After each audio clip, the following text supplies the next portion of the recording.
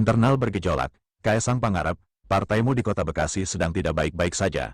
Belum selesainya masalah di tengah isu plesir ke Pulau Bali Partai Solidaritas Indonesia, PSI, dengan membawa sejumlah komisioner KPUD berserta PPK dan PPS Kota Bekasi, kepemimpinan Tanti Herawati selaku Ketua Dewan Pimpinan Daerah, DPD, Partai Solidaritas Indonesia, PSI, Kota Bekasi disoal. Hal itu dikarenakan banyak kader yang dikeluarkan secara sepihak berdampak disebut diktator dan otoriter.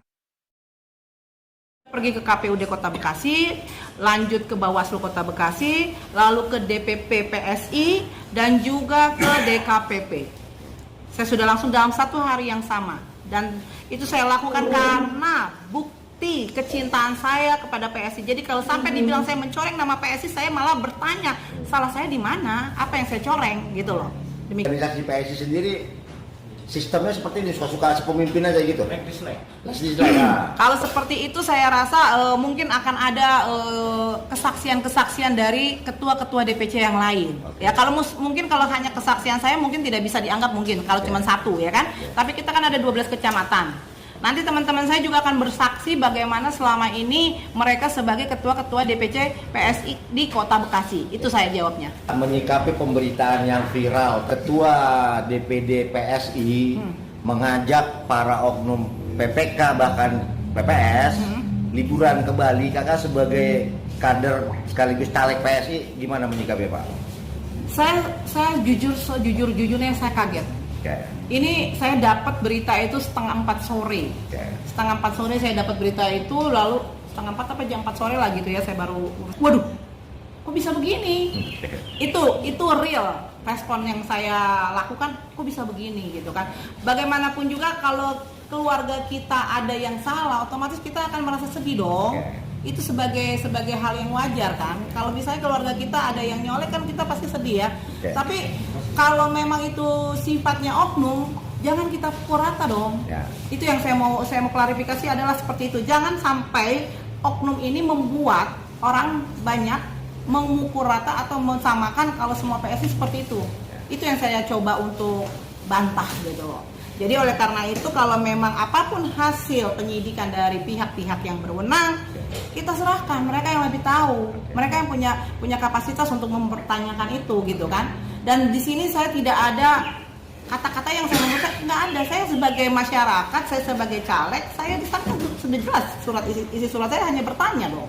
Siapapun boleh bertanya, ya nggak? Kalau memang tidak jelas, daripada saya memberikan kesimpulan sendiri, itu malah lebih salah menurut saya. Nah, dengan viralnya kakak kabar diberhentikan anggota DPP.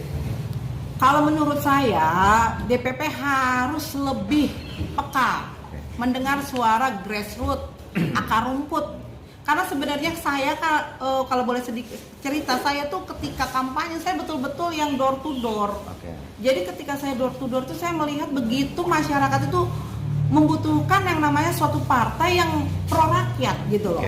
Yaitu anti korupsi dan anti intoleransi. Bahkan memberikan kontribusi suara terbanyak kedua.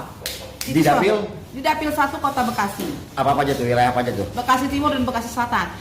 Kalau misalnya di sini boleh saya jelaskan, saya sudah benar-benar yang mau melakukan yang namanya door to door. Saya pembuktian apa si Reni ini punya konstituen boleh. Saya akan hadirkan konstituen saya. Di Aren Jaya, di Bekasi Jaya, di Duren Jaya, Margahayu. Kalau untuk Timur saya bisa hadirkan. Kalau untuk Bekasi Selatan memang ada beberapa titik saja, tapi tidak sebanyak di Bekasi Timur. Jadi kalau dibilang sampai Reni Agustina itu dipecat, mari kita buktikan ke lapangan. Siapakah yang dipercaya masyarakat di sana sebagai ketua PSI Bekasi Timur, ya kan? Ajakan ke Bali itu teman-teman PSI gimana sih memandangnya, layak nggak sih sebenarnya begitu? Wah, kalau menurut saya kurang pas banget dong. Saya tidak setuju sekali dengan sikap seperti itu. Apapun alasannya, kalau dia bilang itu urusan pribadi, saya rasa kenapa sampai ada kaitannya dengan PPK, PPS dan komisioner. Kalau urusan pribadi sih sah-sah aja ya, namanya urusan pribadi. Tapi karena di sini ada peristiwa perhelatan nasional yaitu pemilu dan mereka juga punya kesamaan atau benang merah.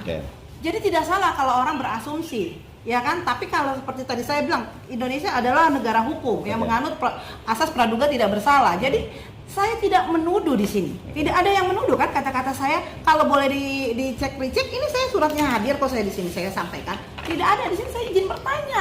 Jadi kalau misalnya mereka merasa atau bagaimana itu bukan salah saya dong. Saya hanya bertanya, dan yang berhak menjawab ini adalah KPU. KPU Kota Bekasi, dan saya sedang menunggu jawabannya. Nah, Nama saya Elfran Warlen Kurning. Sekarang saya masih menjabat Ketua DPC PSI Bekasi Barat. Jadi saya mempunyai SK dari tahun 2020 sampai tahun 2025. Jadi kalau ada pun yang mengklaim siapa sekarang Ketua DPC Bekasi Barat, ya saya pasti bertindak dong. Karena saya mempunyai SK yang bisa membuktikan saya kalau saya meninggal dunia apa terlibat pidana. Itu yang saya tahu nih. Jadi yang mengeluarkan SK saya dari DPW provinsi. Jadi DPD Kota Bekasi nggak berhak meminta saya. Oke Bang, mungkin ada tanggapan. Ada beberapa rekan-rekan dari PSI sendiri yang di DPC itu isunya diberhentikan, walaupun secara sepihak. Sepihak itu gimana tanggapan Abang? Ada beberapa memang ketua-ketua DPC, salah satunya ketua DPC Pondok Gede. Jadi sekarang di sana ada dua kubu nih. Ada dua kubu. Ya memang kita kan kalau memang benar kita dipecah apa diberhentikan, ya saya harus terima surat dong. Harus saya terima surat. Karena penetapan Abang ada suratnya? Ada suratnya, SK ditandatangani ketua DPW sama Sekjen DPW. Nah, dengan rumor yang beredar kabarnya Abang sudah dimisionerkan itu gimana Bang? Kalau humor-humor di misioner, memang segelintir saya dengar itu. Belum sampai ke telinga saya ya. Ya saya masih belum ada yang menjabat memang di Bekasi Barat selain saya nih. Tapi kalau beredar humor pun itu, ya saya harus perjelas juga, saya pertegas. Di mata Abang kepemimpinan ketua saat ini seperti apa Bang?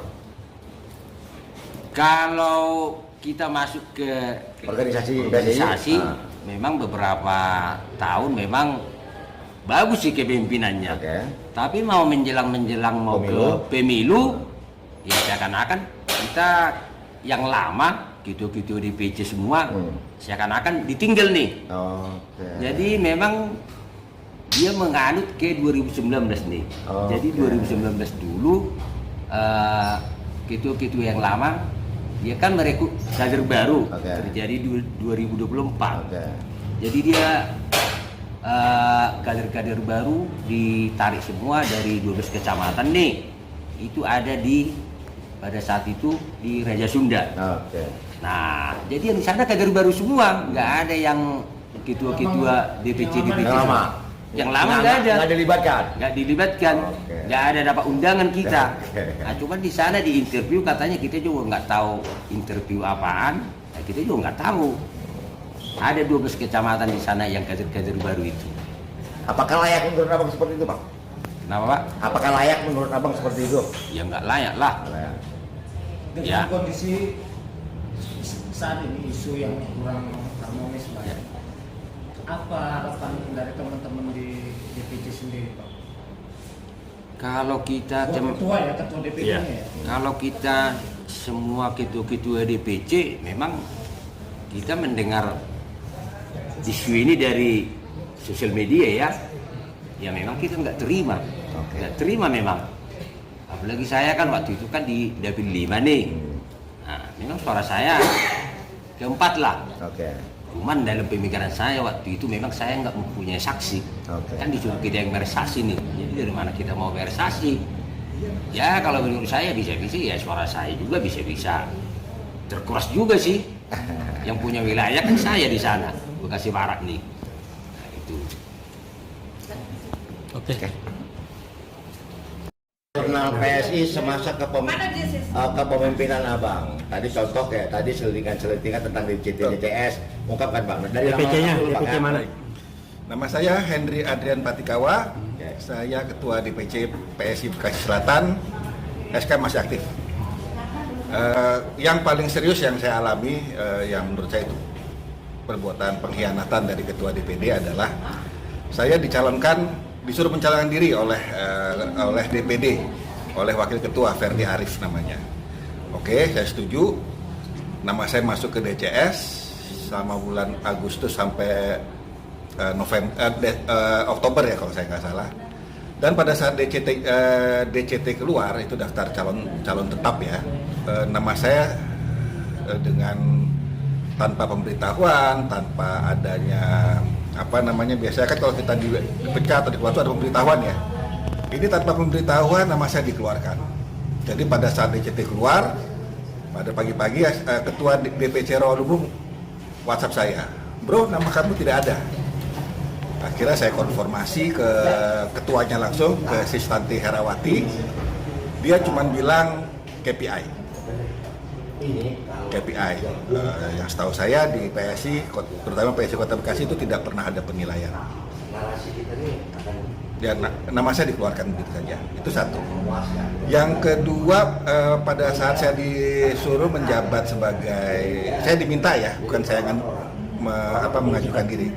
Saya diminta untuk menjadi ketua DPC Bekasi Selatan karena sebelumnya 2 ketua sudah mengundurkan diri karena ada konflik dengan Sistanti Herawati. Itu yang saya dengar. Pada saat itu saya dijanjikan, DPC Bekasi Selatan dijanjikan akan mendapat paket sembako yang nilainya kurang lebih 60 juta. Itu sekitar 1000 paket sembako untuk dibagikan ke masyarakat Bekasi Selatan, Kabupaten Bekasi Selatan. Oke, dengan syarat saya harus membuat DPRT. DPRT itu adalah kepengurusan tingkat kelurahan. Di Bekasi Selatan itu ada 5 kelurahan. Sampai bulan sebelum puasa lah itu, sampai bulan Maret kalau April tahun 2022, 2023 saya lupa ya, 2023 ya berarti, sorry ya. Itu saya udah berhasil mengumpulkan 4 dari 5 ya. DPRT saya udah bentuk. Pada saat saya akan bentuk yang kelima itu DPRT Kelurahan Margahayu, saya lapor ke wakil ketua, saya minta paket sembakonya untuk dibagikan ke masyarakat ya. Jawaban dia dengan santainya bilang sudah tidak ada lagi. Kenapa? Saya bilang karena takut dipakai untuk kampanye. Saya bilang, kok kenapa takut? Memang saya pakai untuk kampanye PSI. Kampanye PSI loh. Kebetulan pribadi. Bukan pribadi kan Pak ya? Bukan pribadi, karena saya disuruh nyalek, oke, tapi saya tahu kapasitas saya, nggak mungkin saya lolos. Siapa saya gitu kan? Saya cuma ikut ormas-ormas juga baru, suara saya nggak banyak, saya ingin memajukan PSI. Naik berapa kursi lah di Bekasi Selatan, Bekasi Timur. Itu tidak dikasih, dicabut dengan seenaknya ya kalau bahasanya ya saya bilangnya. Tanpa berpikir panjang dia bilang takut buat kampanye. Apa yang ditakutkan? Saya kadernya dia gitu kan.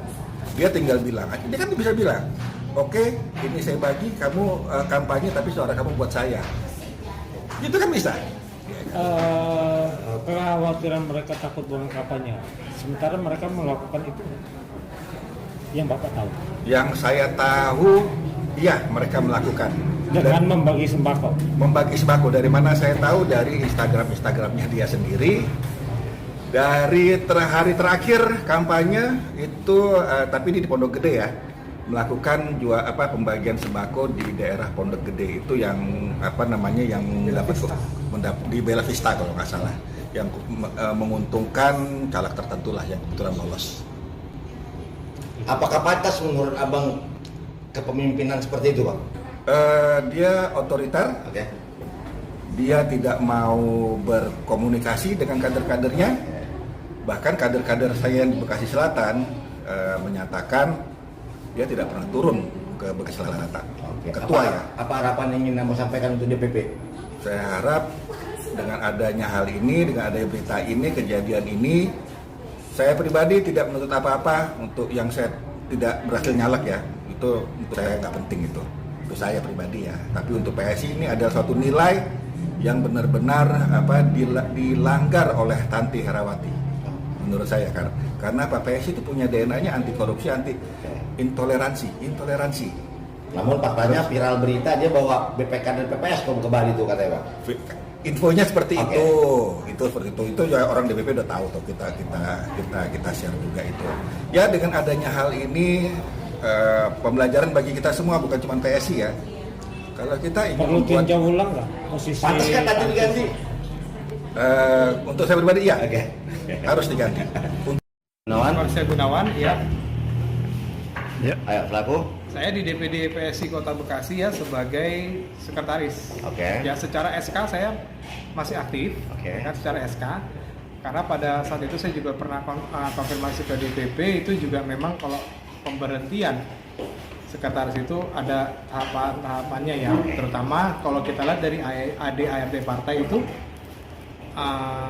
diberhentikan oleh Dewan Pembina. Tentunya dengan proses pemanggilan dan sebagainya ya. Namun pada faktanya saya sudah tidak dianggap lagi oleh Ketua DPD PSI Kota Bekasi. Sejak kapan? Sejak sebelum kampanye dimulai. 13 Februari itu ada saya lihat surat pemecatan ya. Cuman yang mengeluarkan surat pemecatan itu adalah Ketua DPD, ditandatangani oleh PLT sekretaris. Harusnya jabatan sekretaris itu dari periode kapan sampai kapan? Kalau dilihat dari SK-nya itu, yang saya tahu sih periodenya itu ya nggak ada tulisan sampai kapannya. Hanya berlaku sampai diterbitkan SK yang terbaru. Jadi hari ini saya masih bertanya kesalahan terberat apa sih yang saya lakukan. Itu saja. Kurang lebih harapan saya adalah bagaimana DPP itu bisa bersikap profesional selayaknya partai yang mau menganjak besar gitu kan. Jadi jika ada laporan dari kader yang sifatnya itu membangun, tolong segera diproses lebih lanjut gitu loh. Saya itu hanya ingin PSI ini besar, bahwa saya pengen Indonesia ini ya anti korupsi dan anti intoleransi itu hilang. Karena sama ini saya juga gerah gitu loh. Dan kendaraan yang menurut saya cocok ya Partai Solidaritas Indonesia ini. Harapan saya ya tolonglah laporan-laporan kami kader-kader yang di bawah ini ya kan diproses dengan baik dan detail. Jangan jadikan kami sebagai musuh atau sebagai toksik. Mau pemilu ini kok bisa begini, itu aja sih. Nah, saya bingung itu sampai detik ini. Gitu. Saat ini saya tertera di SK sampai 2026. Saya masih Ketua DPC Pondok Melati. Karena apa? Yang saya rawat, saya bina, ya saya jaga. Kok begitu perlakuannya? Ternyata seperti ini gitu. Di hari H saya nggak bisa berbuat apa lagi. Karena apa? Memperbaikinya itu nggak bisa. Saya pribadi dan atas nama DPC dan DPRT Pondok Melati mengharapkan DPP jangan sebelah mata memandang masalah ini. Karena PS ini dibentuk dan tujuannya pasti baik ya. Karena membawa generasi muda supaya ada perubahan dan perbaikan. Tetapi kalau Bro Kaisang atau DPP yang lainnya tidak membuat suatu sikap yang membawa perbaikan, ya alangkah sedihnya ya. PS akan tujuan akan jalan di tempat. Karena apa? Tujuan PS ini berarti hanya sebuah omong kosong gitu. Cukup.